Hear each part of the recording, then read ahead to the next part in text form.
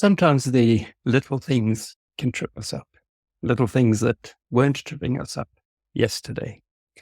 Sometimes we can be stressed and not even realize that we're stressed.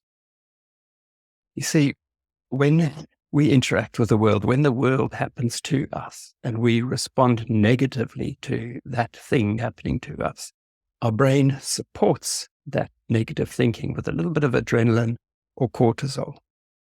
And that feeling of stress you get is what adrenaline and cortisol feel like.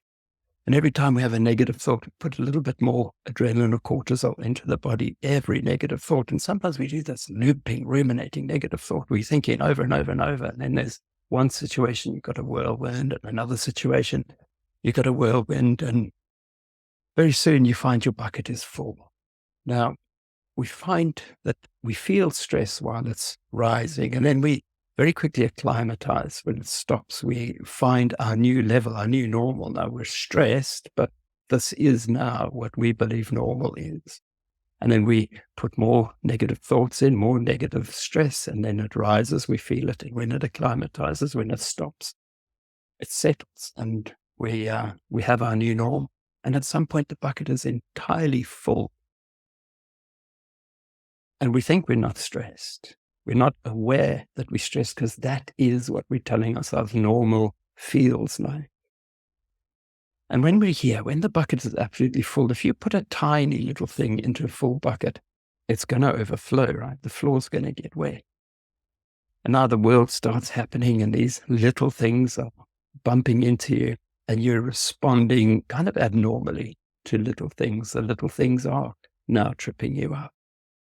And then that little thing moves the stress again. You feel stressed, and then you blame that little thing.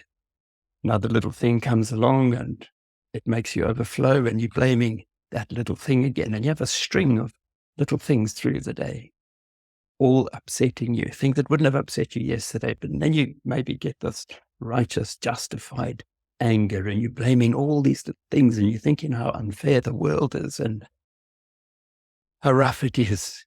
And the reality is that, it's not those little things. It's the fact that the bucket is full in the first place. Because, every night when we sleep, we drain a bit of stress from the body. That's what rapid eye movement does. And then we wake up in the morning and we think these negative thoughts again. And then we sleep and we think these negative thoughts. And when the bucket is full and we're putting these little things in there, we're overflowing and we're blaming the little things. But it's the fact that the bucket's full in the first place.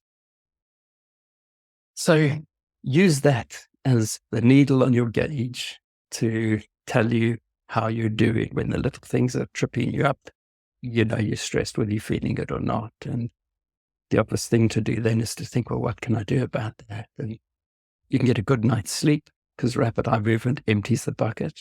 You can do a good relaxing meditation or a bit of self-hypnosis because they both mimic rapid eye movement and they empty the stress bucket. You can go out for a walk, you can exercise, you can spend time with people that you like and trust. There's a host of things we'll talk about in another day. But for now, what's important is just keeping an eye on the needle, on the gauge. And when the little things are tripping you up, even though you might feel stressed, be aware that that is what's going on. So I'm Jake from Stressed Executive, and I help people empty the bucket and address the stress to unwind the mind.